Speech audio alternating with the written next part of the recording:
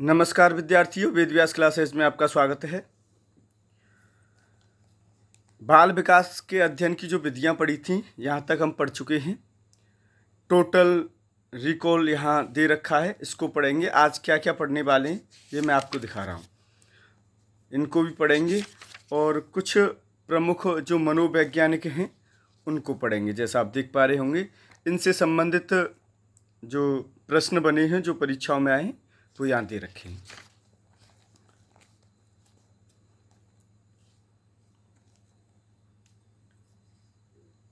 अंतर्निरीक्षण विधि का प्रतिपादन किसने किया? बुंट ने। वाटसन ने किस अध्ययन विधि को सबसे अधिक महत्वपूर्ण बताया था? प्रेक्षण या बाह्य निरीक्षण विधि को। जिस चर में प्रयोगकर्ता जोड़ तोड़ करता है उसे क्या कहा जाता है? स्वतंत्र चर कहा जाता है। जिस चर के बारे में प्रयोगकर्ता पूर्व कथन करता है उसे क्या कहा जाता है? आश्रित चर। जब व्यक्ति के एक ही समूह या प्रतिदर्श का कई बार साक्षात्कार किया जाता है तो इसे किस तरह का सर्वे कहा जाता है? पैनल सर्वे। जिस अध्ययन विधि में किसी एक व्यक्ति का गहन अध्ययन करके अनुसंधानकर्ता किसी निष्कर्ष पर पहुंचता है उसे क्या कहा जाता है? केस अध्ययन या नैदानिक विधि।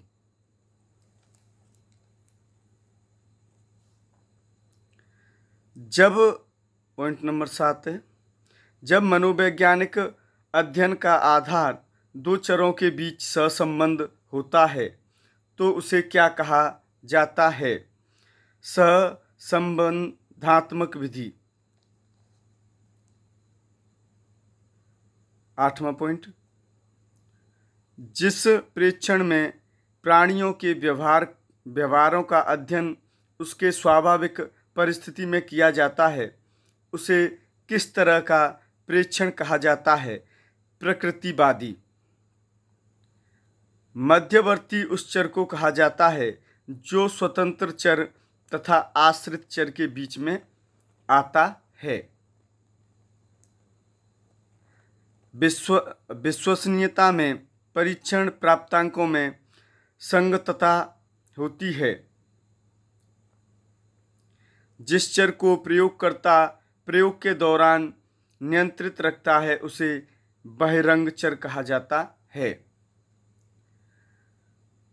जिस परीक्षण को सिर्फ पढ़े लिखे व्यक्तियों का क्रियान्वयन किया जाता है उसे शाब्दिक परीक्षण कहा जाता है।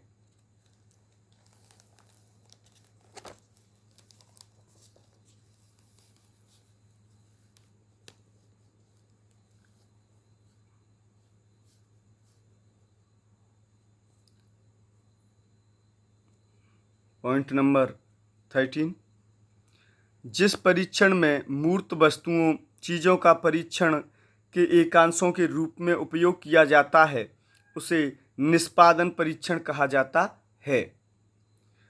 बुंट तथा टिचेनन ने मनोविज्ञान को चेतना का विज्ञान कहा है। जिस जीव पर प्रयोग किया जाता है उसे प्रयोज्य या प्रतिभागी कहा जाता है।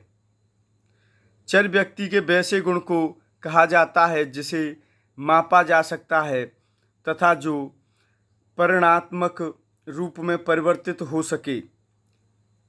17वां पॉइंट, दो चरों के बीच मापनीय अस्थायी संबंध को प्राक्कल्पना कहा जाता है। देखो, ये आपकी समस्या का संप्रत्यन और इसको आप देख लेना। अब यहाँ से थोड़ा सा जो हम पढ़ चुके हैं और ये देखिए, मनोविज्ञान के विभिन्न शब्द तथा उनकी उत्पत्ति। साइकोलॉजी शब्द साइको प्लस लोगस, साइको मीन्स आत्मा और लोगस मीन्स विज्ञान, ग्रीक भाषा का शब्द है आत्मा का विज्ञान।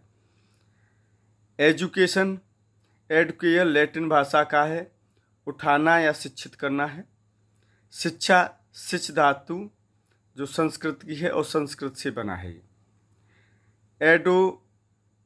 एडोलेसेंस, एडोलेसियरे लैटिन भाषा का है वृद्धि, किशोरावस्था। पर्सनालिटी, व्यक्तित्व जो पर्सोना से बना है, लैटिन भाषा का है नाटकीय पोशाक या मुखौटा। हैबिट, आदत, हैबिट्स लैटिन भाषा का शब्द है किसी चीज़ को प्राप्त करना।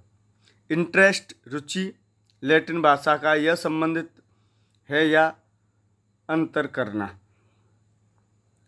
मोटिवेशन, मोटम लैटिन भाषा का है टू मूव और मोशन, अभिप्रेरणा जो मोटिवेशन होता है।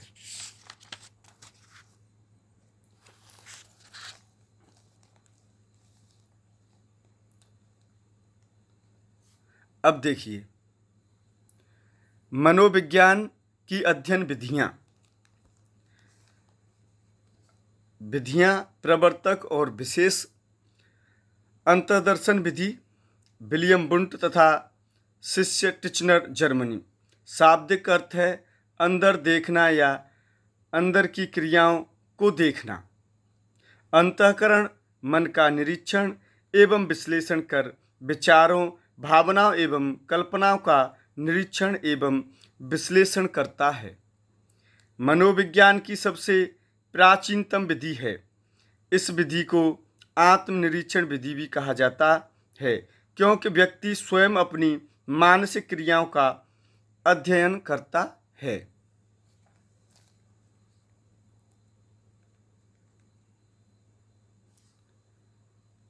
बहिर्दर्शन विधि, जेबी वाटसन व्यवहारवाद, अवलोकन या निरीक्षण विधि के नाम से जानी जाने वाली इस बहिर्दर्शन विधि में दूसरे लोगों, अमेरिका के व्यवहारों का अवलोकन किया जाता है। जीवन व्रत विधि, टाइडमैन, जर्मनी से है ये। इस विधि का सर्वाधिक प्रयोग चिकित्सा के क्षेत्र में किया जाता है। वर्तमान में शिक्षा के क्षेत्र में इस विधि का अधिकतम प्रयोग किया जाने लगा है। इस विधि का प्रमुख उद्देश्य व्यक्ति के किसी विशिष्ट व्यवहार के कारण की खोज करना है।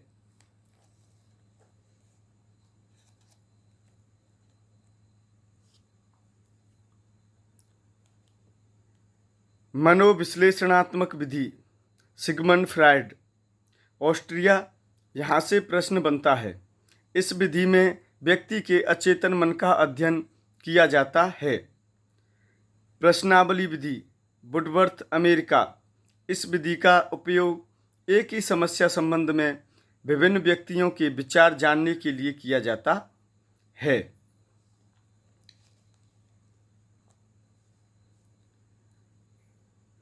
रेटिंग स्केल विधि, सर्वप्रथम प्रयोग इंडियाना की न्यू होम कॉलोनी में किया गया।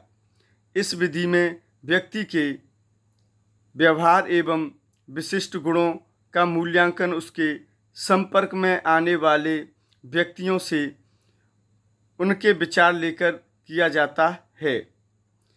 समाजमिति विधि, जे.एल.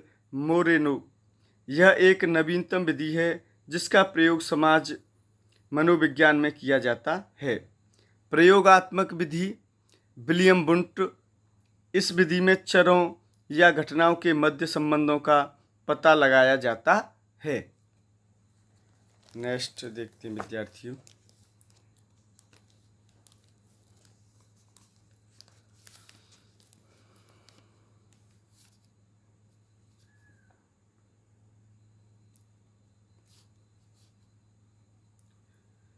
चरित्र लेखन विधि, प्रेयर, 1882। बालक के प्रतिदिन के व्यवहार का निरीक्षण किया जाता है। सभी व्यवहारों का व्यवस्थित विवरण तैयार किया जाता है। यही विवरण चरित्र लेखन कहलाता है। बालक का अध्ययन उसकी जानकारी के बिना किया जाता है। जिससे व्यवहार का निरीक्षण स्वाभाविक एवं वस्तुनिष्ठ होता है। मनोमिति विधि। इस विधि का प्रारंभ वुंट की प्रयोगशाला की स्थापना के साथ प्रारंभ हुआ, परंतु 1905 में बिने द्वारा बौद्धिक योग्यता के परीक्षण के बाद प्रचलन बढ़ा। बालकों की रुचि, अभिरुचि, व्यक्तित्व, बुद्धि, उपलब्धि आदि के संबंध में इसका व्यापक प्रयोग होता है।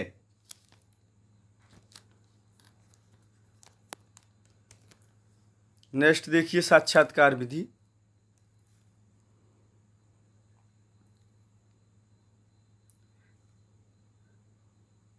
बिंघम और मुरे 1924 में बाल विकास का अध्ययन करने के लिए सबसे सरल एवं महत्वपूर्ण विधि। साक्षात्कार के प्रकार। प्रामाणिक साक्षात्कार, पहले से ही समस्या के अनुसार प्रश्नमाला, और अप्रामाणिक साक्षात्कार, पहले से ही प्रश्नों की माला का निर्माण नहीं होता है। तुलनात्मक विधि। थॉर्नडाइक, पोवलोव, कोहलर आदि ने इसी विधि का प्रयोग किया। इस विधि में तुलना की जाती है। पशुओं के व्यवहारों का अध्ययन करके मनुष्यों के व्यवहारों का विश्लेषण और व्याख्या की जा सकती है।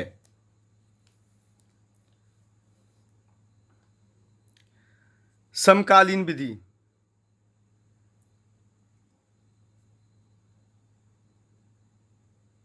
इस उपागम द्वारा विकास की प्रक्रिया का अध्ययन करने के लिए विभिन्न आयु वर्ग के बालकों का चयन किया जाता है। इन स्तरों पर प्राप्त परिणामों के आधार पर विभिन्न स्तरों के विकास के विषय में सामान्यीकरण किया जाता है। किसी निश्चित योग्यता का मापन करना ही समकालीन अध्ययन है। दीर्घकालीन विधि।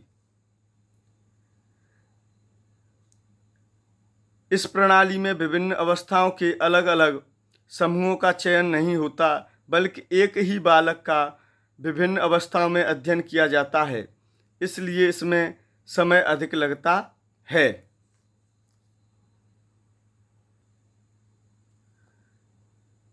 प्रमुख मनोवैज्ञानिक। अब यहाँ से जो परीक्षाओं में प्रश्न पूछे गए हैं वे देखिए। अधिगमकर्ता के ज्ञानात्मक विकास हेतु प्रश्नोत्तर पद्धति का प्रयोग सर्वप्रथम किसने किया? तो इसका आंसर है सुकरात जी ने।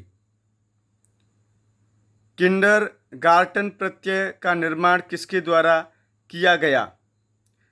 फ्रॉबेल के द्वारा। बहुत बार परीक्षा में पूछने के लिए आया है किंडरगार्टन को।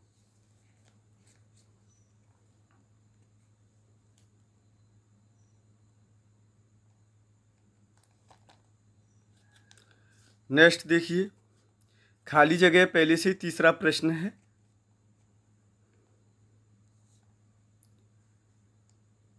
ने अनुमोदित किया है कि सभी बच्चों में सीखने की क्षमता होती है। फ्रेडरिक फ्रॉबेल ने किया है। जर्मनी के विल्हेम वुंट जाने जाते हैं पहली मनोवैज्ञानिक प्रयोगशाला खोलने के लिए। निम्नलिखित में से कौन एक मानवतावादी सिद्धांतकार है? तो कार्ल रोजर्स।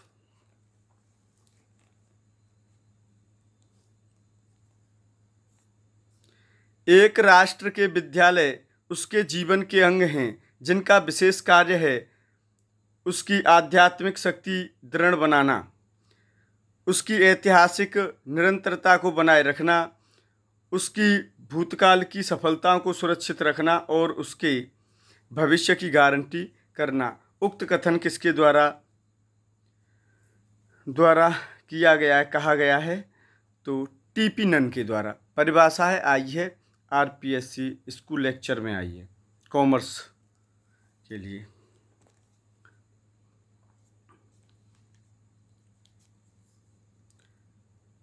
किस मनोवैज्ञानिक ने सामोआ के द्वीप पर अनुदैर्ध्य अध्ययन किए थे? मार्गरेट मीड ने। प्रश्न 8, विभेदक परीक्षण का उपयोग किस मनोवैज्ञानिक ने भारतीय अनुकूलन के अनुसार विकसित किया है? तो J.M. ओझा। मनोवैज्ञानिक J.M. ओझा ने विभेदक परीक्षण का उपयोग भारतीय अनुकूलन के अनुसार विकसित किया। वही लाइन रिपीट की है। किसने शिशुओं के मस्तिष्क को खाली स्लेट माना था? जॉन लॉक ने। ऐसा प्रश्न बनता है, इसको ध्यान से देखना है। ये सभी प्रश्न बहुत ही महत्वपूर्ण हैं। निम्न में से कौन संज्ञानात्मक समग्र कृति मनोवैज्ञानिक नहीं है? नहीं है पूछा है तो आपका टाल में नहीं है, बाद बाकी सभी हैं।